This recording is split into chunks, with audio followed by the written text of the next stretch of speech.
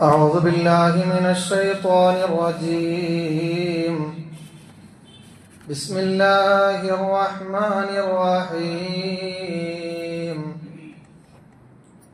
واذكر في الكتاب إبراهيم إنه كان صديقا نبيا. صدق الله العلي العظيم. ഏറ്റവും ബഹുമാനമുള്ള സഹോദരന്മാരെ, സത്യവിശ്വാസികളെ, അസ്സലാമു അലൈക്കും വറഹ്മത്തുള്ളാഹി വബറകാതുഹു. മഹാനായ ഇബ്രാഹിം നബി അലൈഹി സ്വലാത്തു വസ്സലാമിൻ്റെ ജീവിത സ്മരണകൾ ലോകമെമ്പാടുമുള്ള വിശ്വാസികൾ അയവിറക്കിക്കൊണ്ടിരിക്കുന്ന, അനുസ്മരിച്ചു കൊണ്ടിരിക്കുന്ന, പ്രാക്ടിക്കലാക്കിക്കൊണ്ടിരിക്കുന്ന ഒരു സന്ദർഭത്തിലാണ് ഇപ്പോൾ നാം ഉള്ളത്. വിശുദ്ധ ഖുർആനിൽ പലയിടങ്ങളിലായിട്ട്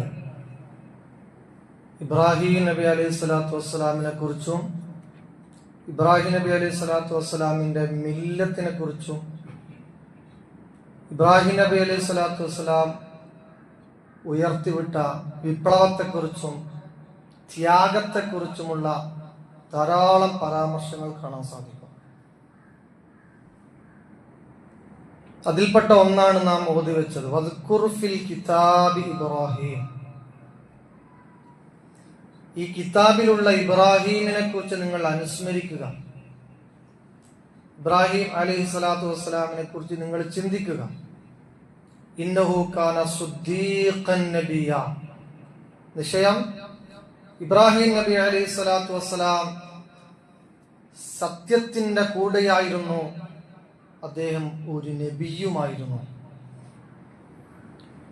ഇബ്രാഹിമിന്റെ അനുസ്മരണകൾ അലൈഹി സ്വലാത്തു വസ്സലാം നിരന്തരം വിശ്വാസികൾ അവരുടെ നിസ്കാരങ്ങളിൽ ഓരോ നിസ്കാരത്തിലും ചെയ്തുകൊണ്ടിരിക്കുന്നുണ്ട്. അല്ലാഹുമ്മ സ്വല്ലി അലാ മുഹമ്മദ് വഅലാ ആലി മുഹമ്മദ് കമാ സ്വല്ലൈത അലാ ഇബ്രാഹിം എന്നാണ് നമ്മൾ പ്രിയപ്പെട്ട മുഹമ്മദ് മുസ്തഫ സല്ലല്ലാഹു അലൈഹി വസല്ലമ തങ്ങളുടെ മേൽ സലാത്ത് ചൊല്ലുമ്പോൾ ആ സലാത്തിൽ ഇബ്രാഹിം നബി അലൈഹി സ്വലാത്തു വസ്സലാമിന്റെ പേര് നാം പറയാറുണ്ട്.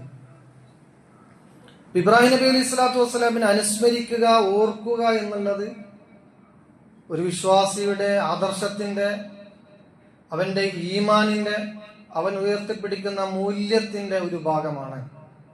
ഈ ഘട്ടത്തിൽ ഇബ്രാഹിം അനുസ്മരണകൾ നാം നടത്തുമ്പോൾ ഇബ്രാഹിം നബി അലൈഹി സ്വലാത്തു വസ്സലാമിന്റെ ത്യാഗോജ്ജലമായ ജീവിതത്തെക്കുറിച്ച് നാം അനുസ്മരിക്കുമ്പോൾ അവരുടെ ശുദ്ധ ജീവിതത്തെക്കുറിച്ചും ആത്മാർത്ഥതയെക്കുറിച്ചും അടിയുറച്ച വിശ്വാസത്തെക്കുറിച്ചും നാം അനുസ്മരിക്കുമ്പോൾ ഈ പുതിയ കാലഘട്ടത്തിൽ വിശുദ്ധ മണ്ണായ ഗസയിൽ ചോരപ്പുഴ ഇപ്പോഴും നിലക്കാതെ ഒഴുകിക്കൊണ്ടിരിക്കുകയാണ് എന്ന കാര്യവും നാം ഒന്ന് അനുസ്മരിക്കേണ്ടതുണ്ട്.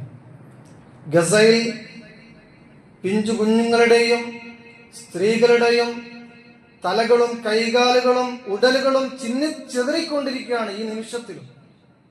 ഭക്ഷണവും വെള്ളവും പോലും ഗസയിലേക്ക് കടത്തിവിടാൻ ആ രാക്ഷസ രാഷ്ട്രമായ ഇസ്രായേൽ സമ്മതിക്കുന്നില്ല. അടിയന്തര സഹായം എത്തിച്ചിട്ടില്ലെങ്കിൽ അവിടെ ഈ 2-3 ദിവസത്തിന്റെ ഇടയിൽ 14,000 കുഞ്ഞുങ്ങള് ഭക്ഷണം കിട്ടാതെ മരിക്കുമെന്നാണ് യുഎന്നിന്റെ മുന്നറിയിപ്പ്. ഏത് കാലത്താണ് നാം ജീവിക്കുന്നത്? ആധുനിക കാലത്ത്. മാനവികതയെക്കുറിച്ചും മനുഷ്യത്വത്തെക്കുറിച്ചും വല്ലാതെ വാതോരാതെ സംസാരിച്ചു കൊണ്ടിരിക്കുന്ന ആധുനിക യുഗത്തിൽ, പുതിയ കാലഘട്ടത്തിൽ 10,000-കണക്കിന് മനുഷ്യർക്ക് മുന്നിൽ ക്രൂരമായി കൊല ചെയ്യപ്പെട്ടുകൊണ്ടിരിക്കുന്ന ഈ ഒരു അവസ്ഥ എല്ലാ ലോക നേതാക്കന്മാരും, എല്ലാ രാഷ്ട്ര നേതാക്കന്മാരും മൗനമായി കണ്ടുകൊണ്ടിരിക്കുകയാണ്.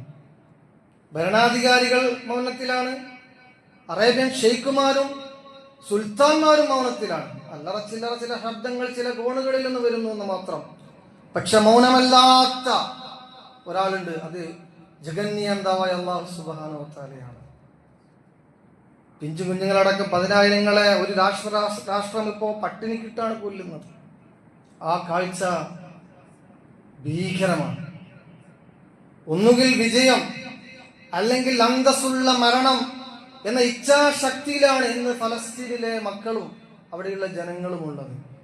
എന്നാലും ഒരു ആധുനിക ശക്തിക്ക് മുന്നിലും ഞങ്ങൾ കീഴടങ്ങില്ല എന്നാണ് ഇച്ഛാശക്തിയോടുകൂടെ അവർ പറഞ്ഞുകൊണ്ടിരിക്കുന്നത്.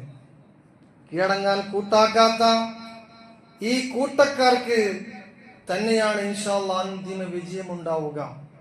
മഹാനായ ഇബ്രാഹിം നബി അലൈഹി സ്വലാത്തു വസ്സലാമിനെ അനുസ്മരിച്ചു കൊണ്ടിരിക്കുമ്പോൾ ആ ഇബ്രാഹിം നബി അലൈഹി സ്വലാത്തു വസ്സലാമിന്റെ ത്യാഗവും സഹനവും സമർപ്പണവും ഇന്ന് പ്രാക്ടിക്കലാക്കിക്കൊണ്ടിരിക്കുന്ന ഫലസ്തീൻ ജനതയെക്കുറിച്ചും നാം അനുസ്മരിക്കേണ്ടതുണ്ട്. നമ്മുടെ പ്രാർത്ഥനയിൽ ഗസയെക്കുറിച്ച് നാം ആലോചിക്കണം. ആ പ്രാർത്ഥനയിൽ നമ്മുടെ ഹൃദയങ്ങളുടെ അടിത്തട്ടിൽ നിന്ന് അവർക്ക് വേണ്ടിയുള്ള പ്രാർത്ഥനകൾ, മോചനത്തിന് വേണ്ടി, രക്ഷയ്ക്ക് വേണ്ടിയുള്ള പ്രാർത്ഥനകൾ നമ്മുടെ ഭാഗത്തുനിന്നുണ്ടാകണം. അല്ലാഹു സുബ്ഹാനഹു വ തആല ആ പിഞ്ചുമക്കളെയും നാടിനെയും മോചിപ്പിക്കുമാറാവട്ടെ. ശത്രുക്കൾ അല്ലാഹു സുബ്ഹാനഹു വ തആല നശിപ്പിക്കുമാറാവട്ടെ. അവിടെയാണ് ഇബ്രാഹിം നബി അലൈഹി സ്വലാത്തു വസ്സലാമിന്റെ അനുസ്മരണങ്ങൾ നടത്തുമ്പോൾ നാം ആലോചിക്കേണ്ടത്. എന്തിനു വേണ്ടിയാണ് ഇബ്രാഹിം നബിയെ നാം അനുസ്മരിക്കുന്നത് എന്നതിന്റെ ഉത്തരം അതും കൂടിയാണ്. ഇന്ത്യ രാജ്യത്തും അതിന്റെ ബാക്കിയായി പല രൂപത്തിലുള്ള അക്രമങ്ങൾ നടന്നുകൊണ്ടിരിക്കുകയാണ്.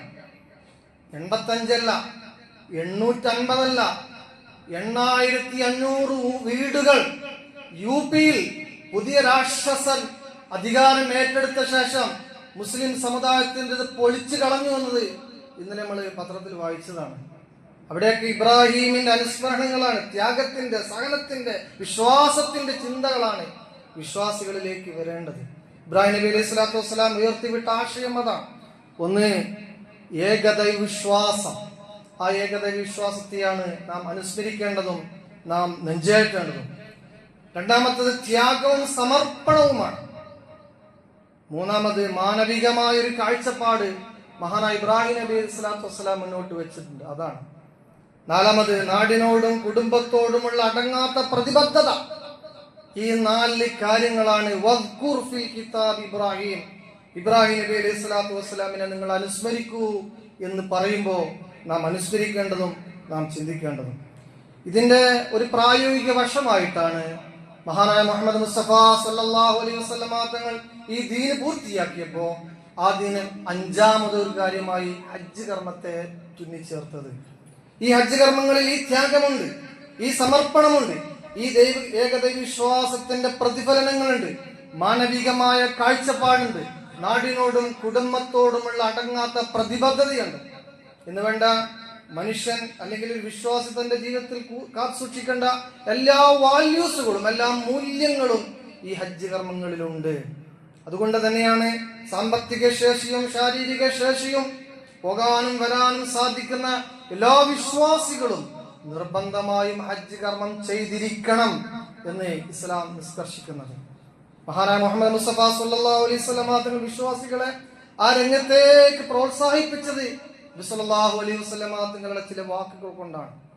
അൻ അബീ ഹുറൈറ റളിയല്ലാഹു അൻഹു, അബൂ ഹുറൈറ റളിയല്ലാഹു അൻഹു പറയുന്നു, സമയത്തു നബിയ സല്ലല്ലാഹു അലൈഹി വസല്ലം, നബി സല്ലല്ലാഹു അലൈഹി വസല്ലം പറഞ്ഞത് ഞാൻ കേട്ടു. മൻ ഹജ്ജ, ഒരാൾ ഹജ്ജ് ചെയ്തു, ഫലം യർഫസ് വലം യഫ്സുഖ്, നല്ല ഉദ്ദേശത്തോടുകൂടെ, മറ്റൊരു ദുരുദ്ദേശവും അവനിക്കില്ല, എല്ലാവിധ തിന്മകളിൽ നിന്നും മാറി നിന്നുകൊണ്ട് സംശുദ്ധ മനസ്സോടുകൂടെ ഒരാൾ അല്ലാഹുവിന് വേണ്ടി ഹജ്ജ് ചെയ്താൽ റജഅ, ഹജ്ജ് കഴിഞ്ഞവൻ മടങ്ങുന്നത് കയൗമി വലദതുഹു ഉമ്മുഹു, അവന്റെ ഉമ്മ പ്രസവിച്ചതുപോലെ. ആ ഉപമ നോക്കൂ നിങ്ങൾ. പ്രസവിക്കപ്പെട്ട കുട്ടിയിൽ ഒരു തെറ്റും ഒരു കുറ്റവും ഉണ്ടാവുകയില്ല. അത്രമേൽ പരമപരിശുദ്ധമായ ഹൃദയത്തോടു കൂടിയാണ് കുല്ലു മൗലൂദിൻ യൂലദു അൽ ഫിത്ര, ഓരോ കുട്ടിയും ജനിച്ചു വീഴുന്നത് സംശുദ്ധമായ പ്രകൃതിയോട് കൂടിയാണ്. ഉമ്മ പറ്റവനെ പോലെ എന്ന് പറഞ്ഞാൽ പാപത്തിന്റെ ഒരു കറയും വെറുപ്പിന്റെ വിദ്വേഷത്തിന്റെ അസൂയയുടെ ഒരു മാലിന്യവും ബാധിക്കാത്ത മനസ്സുമായി ആണ് കുട്ടി ജനിക്കുന്നത്. അതുപോലെ സംശുദ്ധമായ മനസ്സുമായിട്ടാണ്, സംശുദ്ധമായ സ്വഭാവ പ്രകൃതവുമായിട്ടാണ് ഒരു മബ്റൂറായ മഖ്ബൂലായ ഹജ്ജ് കർമ്മം നിർവഹിച്ചു വരുന്നവൻ എന്ന് മഹാനായ മുഹമ്മദ് മുസ്തഫ സല്ലല്ലാഹു അലൈഹി വസല്ലം. അത് സൗഭാഗ്യമാണ്. അല്ലാഹു സുബ്ഹാനഹു വ തആല നമുക്ക് ആ സൗഭാഗ്യം നൽകുമാറാവട്ടെ. നമ്മിൽ ധാരാളം ആളുകൾ ഹജ്ജ് കർമ്മത്തിന് പോയിട്ടുണ്ട്. അവർക്കൊക്കെ അങ്ങനെയുള്ള സൗഭാഗ്യം നൽകി പടച്ച തമ്പുരാൻ അനുഗ്രഹിക്കുമാറാവട്ടെ. അതോടൊപ്പം തന്നെ ഒരിക്കൽ മഹാനായ മുഹമ്മദ് മുസ്തഫ സല്ലല്ലാഹു അലൈഹി വസല്ലമ തങ്ങളുടെ അടുക്കൽ വന്നുകൊണ്ട് ഇസ്ലാമിന്റെ ബദ്ധവേദിയായി വർഷങ്ങളോളം ജീവിച്ച ഒരാൾ ഇസ്ലാം മതം വിശ്വസിക്കുകയാണ്. ആ സഹാബി പിന്നീട് ഈജിപ്തിലെ ഗവർണറായിട്ട് മാറി. അദ്ദേഹത്തിന്റെ പേര് അംർ ഇബ്നു ആസ് ആണ്. അദ്ദേഹം ഇസ്ലാം മതം വിശ്വസിക്കാൻ വേണ്ടി പ്രിയപ്പെട്ട നബി സല്ലല്ലാഹു അലൈഹി വസല്ലമ തങ്ങളുടെ അടുക്കലേക്ക് വന്നു. എന്നിട്ട് അദ്ദേഹം തന്നെ അതിനെക്കുറിച്ച് പറയാണ്, ലമ്മാ ജഅലല്ലാഹുൽ ഇസ്ലാമ ഫീ ഖൽബി, ഇസ്ലാമിനോട് വല്ലാത്തൊരു സ്നേഹം എനിക്ക് വന്നപ്പോ ഞാൻ മുഹമ്മദ് മുസ്തഫ സല്ലല്ലാഹു അലൈഹി വസല്ലമ തങ്ങളുടെ അടുക്കൽ പോയി. അതൈതു നബിയ സല്ലല്ലാഹു അലൈഹി വസല്ലം, ഞാൻ നബി സല്ലല്ലാഹു അലൈഹി വസല്ലമ തങ്ങളുടെ അടുക്കലേക്ക് പോയി. ഫഖുൽതു, ഞാൻ നബിയോട് പറഞ്ഞു, ഉബ്സുത് യദൈക, അങ്ങയുടെ കൈയൊന്ന് നീട്ടിത്തരണം. ഫല ഉബായിഅക, ഞാനൊന്ന് ബൈഅത്ത് ചെയ്യട്ടെ, ഞാനൊന്ന് പിടിക്കട്ടെ. ആ സമയത്ത് മുഹമ്മദ് മുസ്തഫ സല്ലല്ലാഹു അലൈഹി വസല്ലമ തങ്ങൾ കൈ നീട്ടിക്കൊടുത്തിട്ട് ചോദിച്ചു, മാലക യാ അംർ, അംറേ നീയോ, നിനക്ക് എന്ത് പറ്റി, നീ വന്നോ? ആ സമയത്ത് അംർ ഇബ്നു ആസ് റളിയല്ലാഹു അൻഹു പറഞ്ഞു, ഒരുപാട് തെറ്റുകൾ, ഒരുപാട് കുറ്റങ്ങൾ, ഒരുപാട് അപരാധങ്ങൾ, ഒരുപാട് അക്രമങ്ങൾ അറിവില്ലായ്മ കൊണ്ട് ചെയ്തു. താങ്കൾ ഉയർത്തിപ്പിടിക്കുന്ന ആശയം സുന്ദരമാണെന്ന് നേരത്തെ ബോധ്യപ്പെട്ടതാണ്. പക്ഷെ അധികാരത്തിന്റെ ഇടങ്ങളിൽ ഞാൻ പെട്ടതുകൊണ്ട് ഇങ്ങോട്ട് വരാൻ സാധിച്ചിട്ടില്ല. ഞാനത് തിരിച്ചറിയുന്നു. എനിക്ക് പാപമോചനം ഉണ്ടാകുമോ റസൂലേ?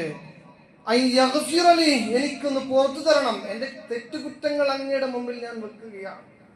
ആ സമയത്ത് മുഹമ്മദ് മുസ്തഫ സല്ലല്ലാഹു അലൈഹി വസല്ലമ തങ്ങൾ പറഞ്ഞു, അമാ അലിംത, അംറേ നീ അറിഞ്ഞുകൊള്ളണം, അന്നൽ ഇസ്ലാമ യഹ്ദിമു മാ ഖബ്ലഹു,